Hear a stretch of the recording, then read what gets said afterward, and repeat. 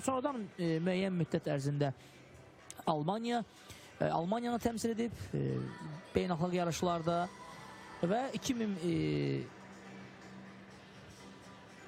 daha sonra Özbəkistan komandasının heyətində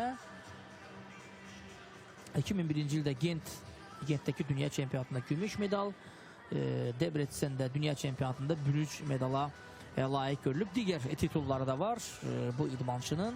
Təbii ki, təkcə o deyil, yeniyetmələrin yay olimpiya oyunlarının sərbəst hərəkətlər üzrə çempionu Braziliyalı idmançı Flavia Lopes Saraiva, dünya kuboklarının 3 qat qızıl medalçısı, yəni dayalı tullanma və sərbəst hərəkətlər üzrə Darina Botsogödür, Macarıstan təmsilçisi bu idmançıları göstərmək olar. Təbii ki, favoritlər arasında çox sevindirici haldır ki, düzdür, onlar ilk hərəkətlərdə müəyyən həyəcanlar ola bilər, ilk hərəkətlərdə müəyyən səhvlər ola bilər. Ancaq favoritlər arasında Alex Stepko təbii ki, bir nömrəli idmançılar arasında göstərilir. Yəni, uğur, baxmayaraq ki, yenə də qeyd edək, müəyyən axsamalar oldu ilk hərəkətlərdə, ancaq idmançılarımız yenə yarışın favoritlərindən göstərilirlər. İnşallah bundan sonraki alətlərdə özlərini daha yaxşı göstərərlər.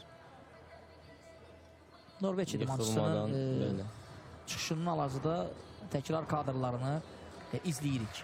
Norveç idmançısı çox gözəl öz hərəkətlərini icra elədi.